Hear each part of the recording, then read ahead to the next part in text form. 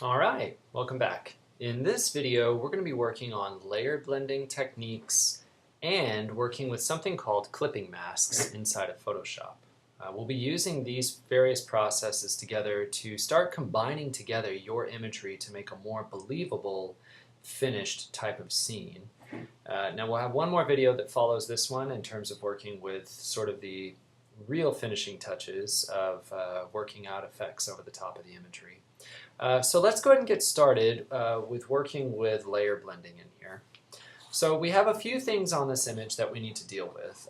First off, what I would like to start with is really just a general adjustment of the background imagery and the water to get them to look like they actually blend together better, rather than just looking like two really awkward separations. Now some of that we'll probably be able to correct easily by just moving layers around.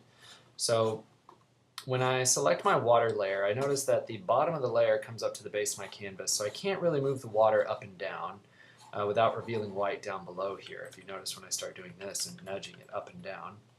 So rather than doing that, I'm going to click on the sky, and I'm going to actually just grab the sky and slowly nudge it down until it goes just behind the horizon line of the water. Now I'm going to check my layer ordering here, and it looks like that's a hard line. That's a little too hard. And the reason that's happening is because my clouds are above my water. And I say that because my water layer has a fuzzy edge to it normally.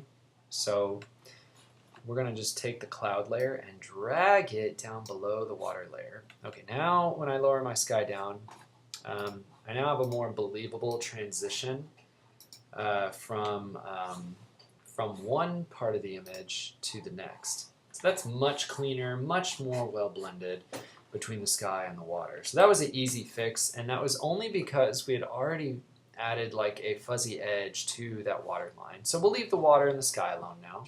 Good to go. Easy enough.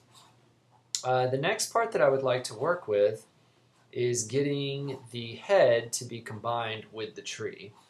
So what we're going to do is I'm going to bring the opacity level back up for the body because it's kind of transparent right now. Select your person, go to opacity in your layer panel, and change the opacity back up to 100. That way it's not transparent anymore. There we go. And we're going to work on a way to blend between the tree and the background.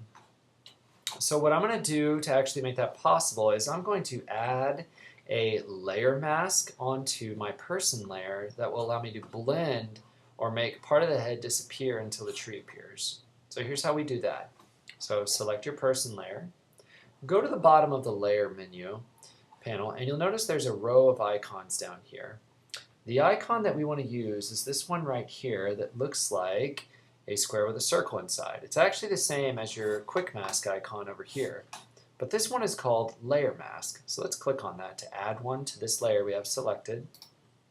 Notice it adds a white box onto your layer, and it has a highlight around this. This is your mask for this layer. Now it's empty when it shows pure white, so nothing has changed in it, but we're going to make an adjustment to it. And remember, to modify masks in Photoshop, you have to use drawing tools to do that, to add black or white pixels to the scene to block or reveal imagery. So the way we're going to do it with this is we're going to actually use the gradient tool to fade the neck to where the tree appears in place of the head. So to find the gradient tool, go to your toolbar on the left and look for this tool right here. It looks like a rectangle that fades from black to white. That's your gradient tool. Essentially, it is a tool that allows you to create color transitions from one tone or multiple tones across a linear sort of path. So we're going to use that over this image. Now again, it's going to fade from one color to the other, depending on how you have your main colors set over here at the bottom of your toolbar. So if you recall, what we want to happen is that we want color to fade from revealing something to covering it up. We want the body to stay, and we want the head to disappear. So the color that we need to start drawing with is going to be white. And what this does, let me show you a preview of what the gradient tool really does. I'm going to add just an empty layer here to my stack. I'm going to have it selected. And I'm going to just drag this tool on screen. So watch this. It's a click and drag tool. So you set a point by clicking and then dragging out the direction that you want the gradient to stretch across. And wherever you let it go at will determine the distance that it smooths out of color. So if I let it go from here to here, notice that it creates a transition of gray tones from black to white from here to there, same distance that I dropped it. Likewise, if I click and drag this way all the way across the screen like this, it creates a transition from here to there. And it's always linear with the way we're using the gradient. Now the gradient does have other functions, so you can actually draw other types of gradients on screen. And each one has its pluses, its minuses, but for our purposes we need the linear one because what we're going to do is a transition between the head and the body, and we need it to be smooth to make it believable. So the transition of gray pixels in a mask gives us an in-between tone change and pixel revealing. So let's try it out. So I'm just going to delete this layer. Anytime you want to get rid of a layer, by the way, in the layer stack, just select it and hit delete. Easy enough. Alright, let's go back to our person layer, and I'm going to reselect this mask. You need to remember where you're clicking on these layers to know what, so Photoshop knows what to edit. Because I can select my thumbnail of my image or my mask. So make sure the mask is active. Alright, I'm going to come back out on screen. I'm going to zoom in.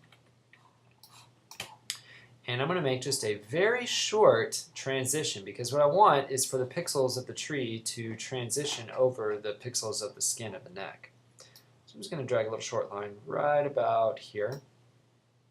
And notice as I did that, I actually did it backwards. So you can actually see the effect go the other way. It's interesting because it does show a flow of pixels into the neck from the trunk, although the rest of the tree is there. So this is backwards. So let's do it the opposite direction this time. Yeah, there we go. Now again, the length of this line that you drag out for the gradient tool determines how far it has to transition between one color to another. And remember, it's doing this transition because we are starting, it always draws with, if you have foreground white on, if your white is your foreground color, that's the color that the gradient starts drawing with from the origin point that you drop on screen. See that? And remember, white is where it reveals imagery. So I want just enough to where the neckline meets the tree line. And I think that's a pretty good blend right there. Look at that. So now we have kind of a believable head connection, pretty easy. We'll leave that one intact. Now we're going to go down and deal with the legs. Now the legs will be more of a process, and this is going to be, we're going to work on top of the rocks layer to do this. So I'm going to go to my rocks, which is above the legs. And the reason I'm working on the rock layer to do this work primarily is because the rocks are on top, so I can erase them to reveal the legs through them. It's hard, you could do it either way. If the legs are on top, we're just going to work with it this way so that we can have rock texture over the top of the legs. Alright, so again, make sure your mask for this layer is selected. And we're going to use the paintbrush tool this time. And we're going to very carefully come in and we're going to paint away chunks of the rock to reveal the leg through them. And you can do this several ways. Again, when you turn on the brush tool, remember you can use the open and close bracket keys to adjust the size of the brush on your keyboard, or you can use the pull down on the tool options up here to adjust the size. We will also be working with the hardness and the opacity for the tool. Now right now it's set to white, and white reveals, right? Okay, well we don't want to reveal more of the original layer from the rocks right now. If we do, this happens. There's the original sky behind it, right? You can do Command Z to get rid of that. What we need to do is subtract from the rocks instead. So we need to switch our color to black. So hit X to flip those two colors. And watch what I do as I carve in parts of the rock disappear instantly to show the leg through. Now that doesn't look very interesting or very well blended, so what we need is an in-between approach to where we can build up the transparency so it looks like it's blending from one texture to another. So to do that, we need to change our brush properties at the top up here. So let's go to opacity for our brush. And I'm going to take this way, way down. I'm going to reduce the opacity probably to about, let's start at about 50%. That way we can cut away slowly. So now I'm going to just barely kind of carve into it, painting away where the pant legs are. And what I'm trying to do is getting rid of the rock, the hard line that overlaps the jeans. Too much of that hard line makes it look a little bit photoshopped. And so you got to get rid of some of that to make it look more real. I'm also going to chisel away this middle section between the legs.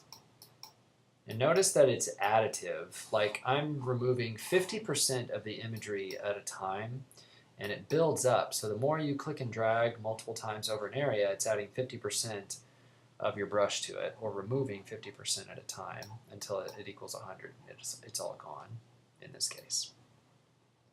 So again, I'm just kind of carefully chiseling away. It's good that when you're doing this, again, keep close up. You may have to adjust your brush hardness because these are rocks, and rocks don't have soft edges like this where it's blurry. So you may need to come into your brush options up here and adjust your hardness to like 100% when you're trying to shape rocks instead of just making them disappear. And I like to follow the shape of the things that I'm trying to cut out from so that it looks more natural. And this is kind of being a little bit more painterly with the effect of working inside Photoshop with these tools.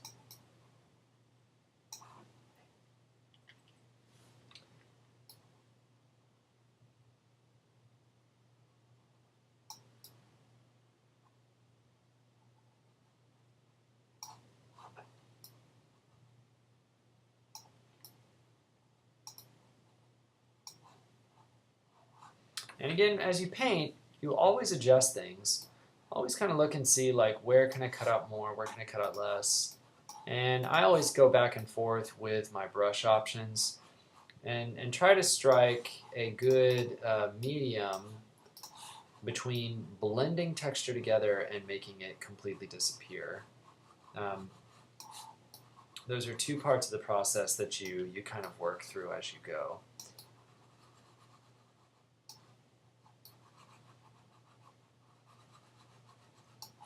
Especially when you're trying to make it look like this person is forming up out of the rocks.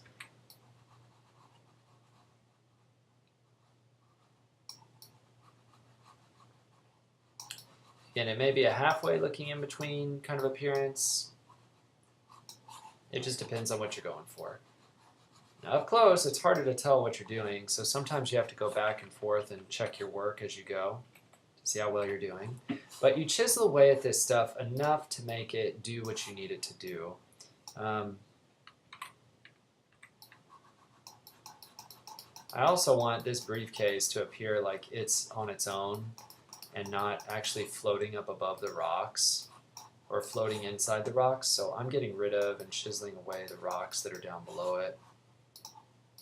And again, I'm adjusting the flow of my brush as I go to make that possible.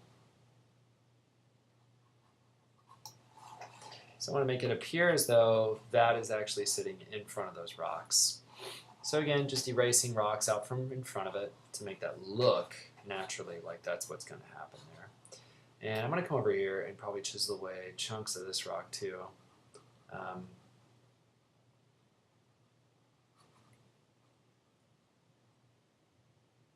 Again, what we're doing is we're actually reshaping the photograph to meet our needs here because we don't necessarily need all of the original image inside of here to work with. So I'm going to actually cut off a good chunk of this. I'm just going to kind of define an area that I want to work from to sort of shape up where the leg goes. And again, I'm sort of re-sculpting these rocks as I go, making up the new shape that they're going to represent on screen. So some of this is actually image specific to this type of image. Your work may not involve using rocks at all, and that's okay. But what I want you to understand from working with this particular set of techniques with blending at the moment is that you have the ability to reshape the imagery that you're working with. So don't feel like you have to stick with what the photographs give you. Instead, think of what else you could make them look like. What would it take to chisel them down and make them look like the forms that you really want them to look like instead? And that's a little bit of a painterly kind of effect that you're trying to go for at the end of the day.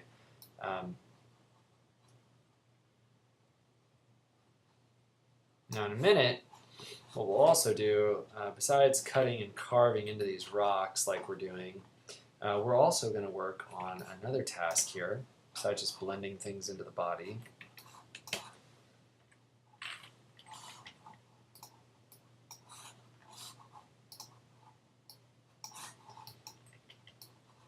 And again, this is a back and forth process a little bit, so you got to respect a little bit of process when working through blending together imagery.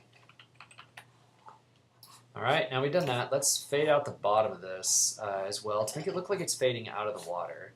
So I'm going to go down below my rock this time. Make sure that your hardness is dropped down to probably 0, maybe not quite 0, let's say 24%. And your opacity, we can work with around 50%. And what I'm going to do is I'm going to scrape off the bottom half of this rock to where it looks like the water is overlapping it. Oops.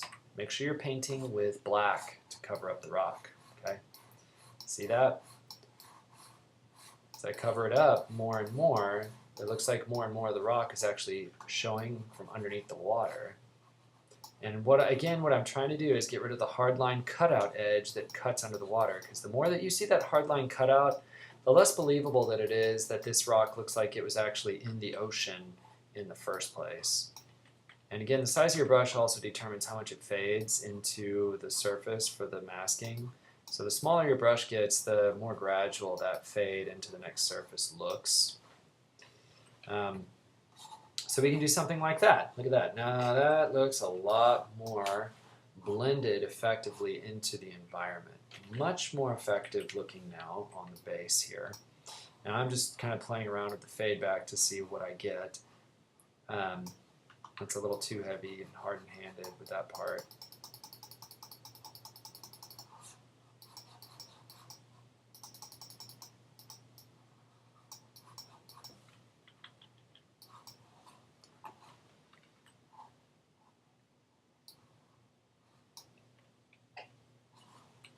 Alright, we're looking pretty good. We've got our character blended in. Now we need to add a little bit of shadow effect, kind of help blend in some of these other areas where there ought to be shadows appearing on our subject into our scene. So to do that, we're going to add something on our scene called a clipping mask. Clipping masks are essentially layers that can only affect the layer that they are connected to directly below. So where we want shadows to cast will determine where we need these clipping masks to be attached. So if I need, let's for instance say that I need a shadow casting or additional shadows casting on my character after composing in new objects around them, then I might want to go to my character image, because that's where I want the shadows to fall on top of them. I want to go to my person, select their mask, and actually go ahead and create this clipping mask. So what I'm going to do is make a brand new empty layer after selecting my person. Come to the bottom of your layer stack, and down here there's a flip piece of paper. Click that, create a new layer. Now it's an empty layer, there's nothing in there, but we're going to fill it in. So to fill in an empty layer, we're going to use the fill command, and that is Shift-Delete on your keyboard. You can also access fill from the edit menu up at the top. And when fill comes up, you're going to have a couple options. You can fill it with a specific foreground or background color, which is what we don't need to use necessarily. We're going to change it to fill with black. And the reason I'm choosing black is that's the base color that I want the shadows to appear as, the false shadows we're going to paint over our character in places very carefully. You can do this with anything. You could use this same effect of using clipping mask to actually paint highlights onto an object or paint color from like a light source. Very interesting and very great technique to know how to do. So we'll go ahead and hit OK. Now it's filled in. That's okay if everything looks black. We're not done yet. But it just filled in that layer because that layer is above everything else. It blocks everything below it. Now we're going to add a mask onto that layer. So come down here to the bottom of your layer stack and click on your mask. Notice that it attaches the mask to the layer you had selected. We're going to fill in the mask too. So let's do Shift-Delete again and fill that with black. And when you fill the black mask in with black, remember black on a mask blocks out imagery. So we just blocked out all of this black in this main layer. All right? Almost there. The last thing we're going to do is now we're going to convert this whole layer, layer 1, into shadows on the person. So to do that, we can select the layer and go up to Layer from the top menu. And we're going to go down to Create Clipping Mask. Now, look back over here in your layer panel. Notice what happened. There's now a little arrow that points down to the layer directly below it. So what Photoshop's trying to tell us is that whatever you're doing in this layer that has the clipping mask on it, it will only affect the boundaries or imagery within this layer directly below. So, because this image is already cut out of the person, shadows, no matter how we paint in this layer or reveal, will only appear on top of the person because the rest of the pixels outside of them are empty and already blocked out. So let's try it out. So select the mask box for your shadow layer, and actually go ahead and rename this. And again, I'm calling it person shadows because that's where the shadows are appearing. And if you make multiple shadow layers, you're going to need to know which ones are which. And it's good to keep them labeled. All right, so now we got it labeled. And I'm just going to select this shadow box. And I'm going to switch to my brush tool. So I can hit B to turn on brush. And I'm going to paint with white because the mask is already black. And I need white to show this black stuff through it. So I'm going to hit X, tab white, set. And I'm going to change some of the options at the top. Go to opacity, switch it down to about 20%. And in here, switch your hardness to 0. This effect of painting on shadows with this tool works really, really well with soft shadows. It is difficult to paint this way when you're trying to create hardline shadows in a design, so just keep that in mind. Hardline shadows, generally speaking, are never easy to recreate. They are much more precise. You can get away with a lot more with soft shadows. So if you shot a photograph or you have one that's kind of neutral in the way that it's lit, like mine, like there's not a lot of extra shadow content, then you can do a lot more with the image. So I'm just going to zoom in some, and I'm going to enhance some shadows in places. Shrink my brush down. And notice that as I paint, that I can't paint inside these empty areas because there's nothing there to paint onto. Now also notice that if you start painting over and over that it starts building up and making hard lines like a marker, and that's really bad. So I'm going to undo, use Option Command and hit Z a couple times to undo all of that. And I'm going to also back off on my opacity down to about maybe 17%. And when you start painting with this, you really only want to scrape over an area to add shadows like maybe once or twice max.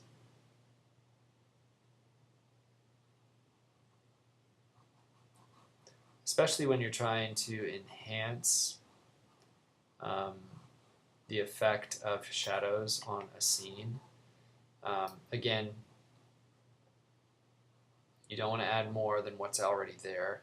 And if you can, try to follow the shapes of the folds and things that you see in the object or in the scene so that you're not adding unnecessary shadows where the shape doesn't make sense or it's too flat.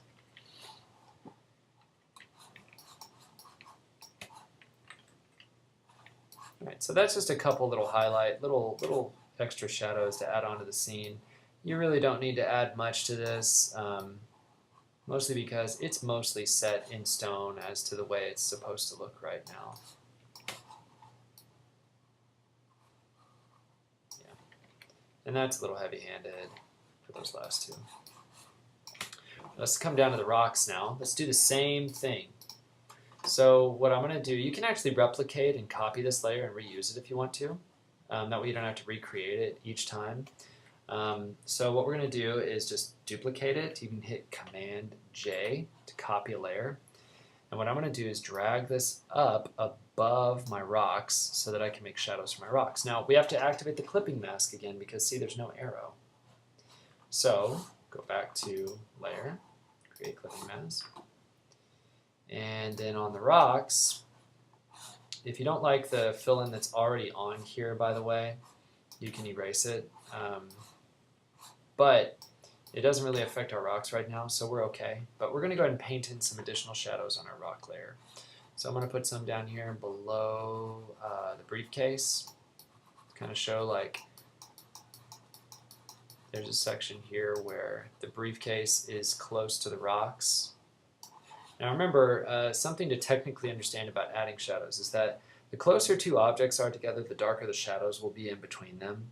And the further apart they are, the more light the shadow will appear because light is coming in and around the objects more openly. So just kind of a little technical detail there that you may want to pay attention to as you kind of design with your own imagery.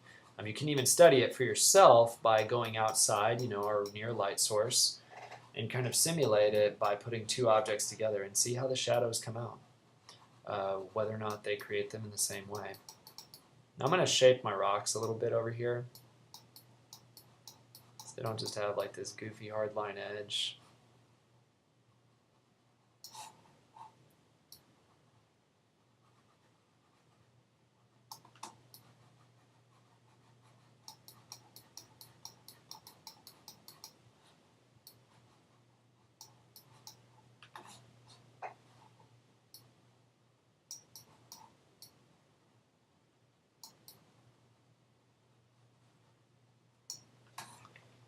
And we're doing pretty good, just kind of generally rounding things off here to round off details and make it look a little more believable.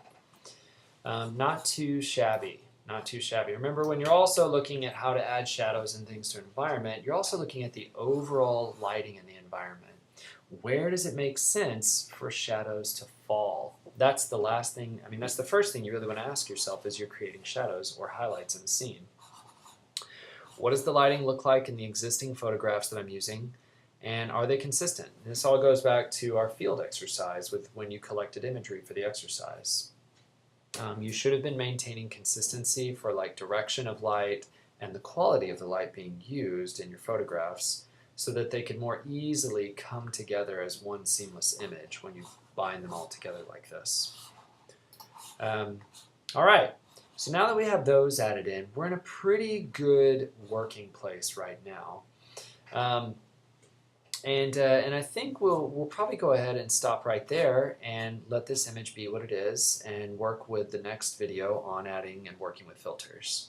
So again, work through your clipping masks, making careful blended adjustments to your imagery, and adding shadows as necessary to help blend objects and forms together. All right, I'll talk to you next time, and we'll do that in the next video.